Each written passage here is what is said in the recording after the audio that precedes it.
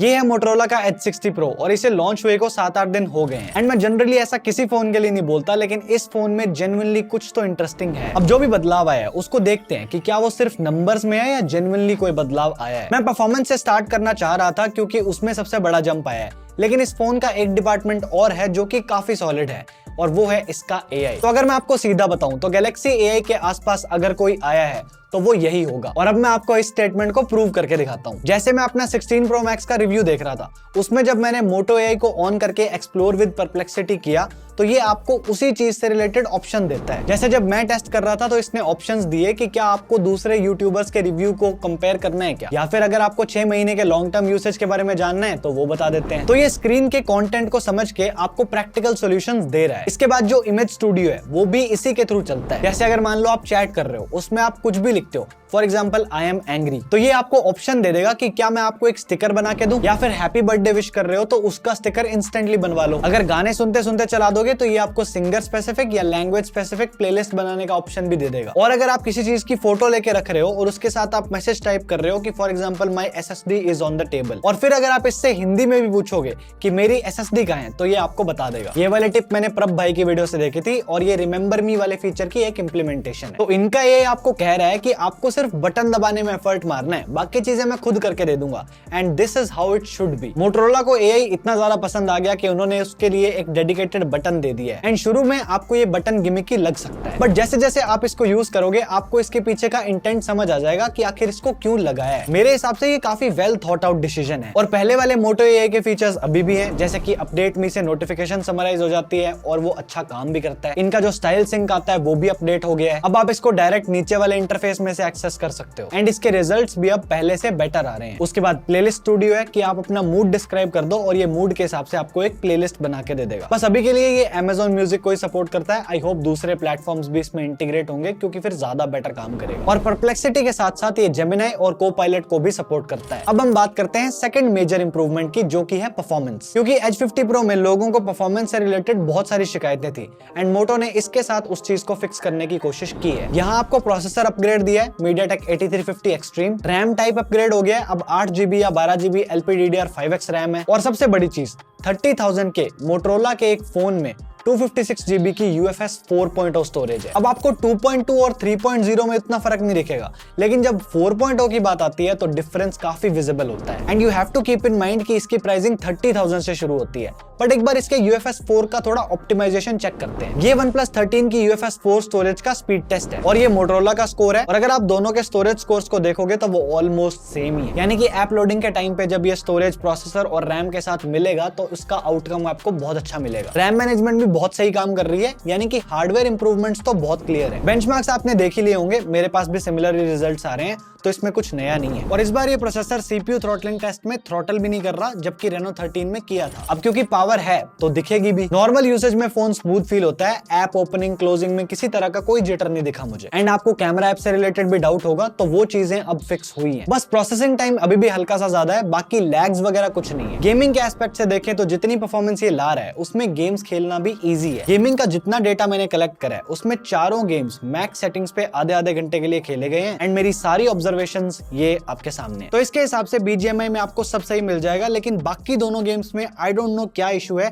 ये थोड़ा थ्रॉटल कर रहा है। जबकि मैंने रिव्यूज में देखा है इसने गेंशिन में 54 के आसपास FPS डिलीवर करे हैं और मैंने ये सिमिलर सी रीडिंग रेनो 13 के टाइम पे भी देखी थी। आई थिंक ये कोई यूनिट स्पेसिफिक इशू हो सकता है, बट अब जो है यही है। उम्मीद करता हूं कि आपके परफॉर्मेंस से रिलेटेड डाउट्स क्लियर हुए होंगे। अब हम बैटरी लाइफ को देखते हैं, क्योंकि अगला अपग्रेड हमारे पास इसी में हुआ है। इसमें एक 6000 mAh की बैटरी है विद 90 वॉट चार्जिंग और PD चार्जर आपको बॉक्स के अंदर मिलेगा। और इससे आप अपने लैपटॉप्स, इवन सैमसंग या फिर नथिंग के फोन्स को भी चार्ज कर सकते हो, क्योंकि वो PPS वाले होते हैं और ये सपोर्ट करता है। तो सुनने में बहुत क्लियर पता चल रहा है कि आपको बैटरी से तो शिकायत नहीं होगी। अब मैं आपको स्क्रीन ऑन टाइम का बताऊं तो मोटोरोला सीधा सीधा दिखाता नहीं है, तो मैं आपको 24 घंटे के हिसाब से बता देता हूं। 1 घंटा यूट्यूब, 40-50 मिनट नेटफ्लिक्स यानी कि एंटरटेनमेंट हो गया, उसके बाद 30-40 मिनट के लिए गेंशिन इम्पैक्ट चला है और आधे घंटे का कैमरा यूसेज भी है। बाकी जनरल कॉलिंग, इंस्टा, व्हाट्सएप वगैरह जो होता है वो सब तो है ही। और इस दिन फोन 4-5 घंटे के लिए बाहर 5G में था, बाकी मोस्टली वाईफाई पे रहा है। तो ये सारा कुछ करके 24 घंटे के बाद 10% बैटरी बची हुई है। एक और दिन दिखाता हूँ, इसमें phone 95% of the time mobile data पे ही रहा है।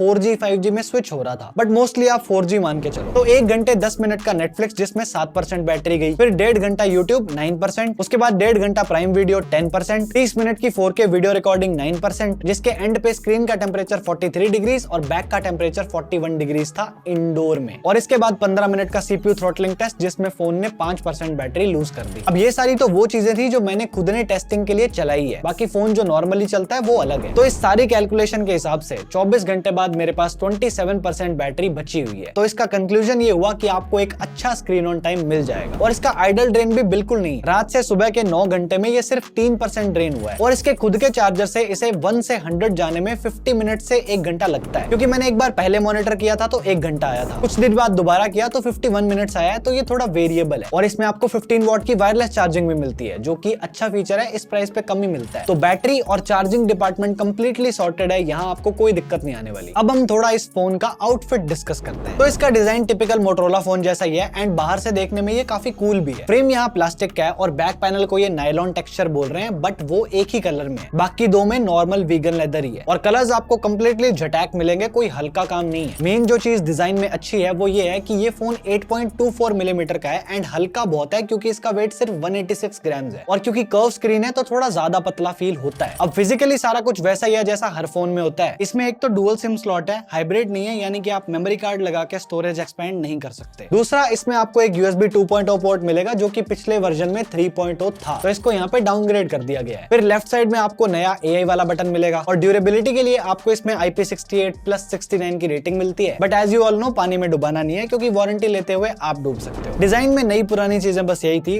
डिस्प्लेस की बात करते हैं, क्योंकि आई जेन्युइनली फील मोटोरोला के डिस्प्लेस आर प्रीटी गुड। तो ये एक 6.7 इंचेस का 10 बिट 1.5K रेजोल्यूशन वाला 120 हर्ट्ज का एक quad around curved POLED LTPS display है। पिछली बार ये 144 हर्ट्ज था, पर रियल लाइफ में 24 हर्ट्ज का फर्क उतना नजर नहीं आएगा, तो ये काफी है। गोरिल्ला ग्लास 7i की प्रोटेक्शन मिलती है और स्क्रीन प्रोटेक्टर इस पे अप्लाइड नहीं है और ना ही डब्बे में केस है, तो इसकी प्रोटेक्शन का जिम्मा आप पे है, ढूंढ लेना। और स्क्रीन कर्व्ड है, फिर भी कोई एक्सीडेंटल टचेस नहीं है, काफी अच्छे से चीजों को मैनेज किया हुआ है। बाकी कलर्स में देखें तो कंटेंट वॉचिंग एक्सपीरियंस सॉर्टेड है। Colour reproduction and HDR tuning भी अच्छी है, क्योंकि इसमें आपको 100% DCI-P3 और HDR10+ का सपोर्ट मिलता है और ये Pantone वैलिडेटेड भी है। एंड चाहे आप विविड पे चलाओ या नेचुरल पे, आपका स्क्रीन व्यूइंग एक्सपीरियंस बहुत ही अच्छा रहने वाला है। बस नेटफ्लिक्स क्योंकि इसमें प्री इंस्टॉल्ड नहीं आता, तो उसमें HDR का सपोर्ट नहीं है। और आपको लो ब्राइटनेस पे 720 हर्ट्ज की PWM डिमिंग भी मिल रही है, जो कि सही है। And it has anti flicker mode, जो कि अंधेरे में आपकी आंखों के लिए अच्छा है। एंड अब तो ये AOD भी सपोर्ट करता है। मैं यूज नहीं करता, बट जो करता है उनके लिए बता रहा हूँ। ब्राइटनेस का बताऊं तो इसमें 1400 निट्स की HBM ब्राइटनेस है, जो कि इंडोर आउटडोर दोनों के लिए काफी है। और अगर डिस्प्ले गीली भी हो तो भी ये बिना किसी दिक्कत के चल जाती है, क्योंकि इसमें वाटर टच 3.0 का फीचर है। अब सॉफ्टवेयर और कैमरा, जो इस फोन के दो मेजर हाइलाइट्स हैं, उन पे बात करने से पहले जो छोटे छोटे पिलर्स बचे हैं उनको कवर कर लेते हैं। जैसे कि अगर मैं इसके स्पीकर्स का हाल बताऊं तो ये डुअल स्पीकर है with Dolby Atmos, spatial audio and high res audio. तो ये सारे मिलके इसके कंटेंट वॉचिंग एक्सपीरियंस में ऐड ऑन करते हैं। और इसके स्पीकर्स का साउंड सिग्नेचर मुझे काफी पसंद आया। एंड मैं ऑनेस्टली बताऊं तो काफी टाइम बाद मैंने इस प्राइस पॉइंट पे एक बैलेंस साउंड सुनी है। गाने वाने अगर आप इसमें सुनोगे तो आपको मजे आएंगे। और अगर लॉसलेस हाई क्वालिटी ऑडियो सुनना पसंद है तो आपको यहाँ पे LDAC वगैरह सारे कोडेक्स का सपोर्ट मिलता है। तो इसकी ऑडियो क्वालिटी की गारंटी तो मैं ले रहा हूँ। एक और चीज जिसकी मैं गारंटी ले रहा हूँ वो है इसका नेटवर्क। तो हमें यहाँ पे 14 5G बैंड्स मिल रहे हैं और 5G की स्पीड जितनी मेरे एरिया में आती है उतनी मेरे को इसमें भी मिल रही है और बात करने में कोई दिक्कत नहीं हुई है। अब मैं इस फोन के सॉफ्टवेयर की बात करता हूँ, क्योंकि उसमें बहुत लोगों को बहुत इंटरेस्ट है। तो हमें यहाँ Hello UI मिलती है विद Android 15 एंड Moto हमें 3+4 इयर्स के अपडेट्स भी प्रॉमिस करता है। और टेस्ट करते करते एक अपडेट भी आ गया है और अब ये अप्रैल सिक्योरिटी पैच पे है। पर बात करते हैं उस मुद्दे की जिसके कारण ट्विटर पे दंगे फसाद हो रहे हैं। तो देखो, अगर इसके चलने का हाल बताऊं तो सॉफ्टवेयर फ्लूइड चल रहा है और इसमें बग्स भी नहीं है। छोटे मोटे स्टेटस जरूर आए हैं जिसके लिए 1-2 अपडेट्स लगेंगे, बट वैसे ठीक है। एप्स को ओपन क्लोज करते टाइम एनिमेशंस भी मिलते हैं, तो यहाँ कॉस्ट कटिंग नहीं हुई। और कैमरा ऐप को भी इन्होंने काफी हद तक फिक्स कर दिया है। बाकी बात रही कि 1 साल बाद क्या होगा, तो देखो वो चीज तो कोई भी प्रेडिक्ट नहीं कर सकता, बट ये बताना मेरा काम है कि इनके पिछले वर्जन में दिक्कतें आई है, बट इस बार इन्होंने फिक्स करने पे एफर्ट मारा है। बाकी इसमें 7-8 प्री इंस्टॉल्ड एप्स आती हैं और जैसा मैंने आपको इस वीडियो में बताया था कि ब्लोटवेयर्स के ऊपर ज्यादा स्ट्रेस मत दो, चुपचाप अनइंस्टॉल करो, आगे बढ़ो। लेकिन जैसे ही फोन अपडेट हुआ, अपडेट के बाद एक नोटिफिकेशन आई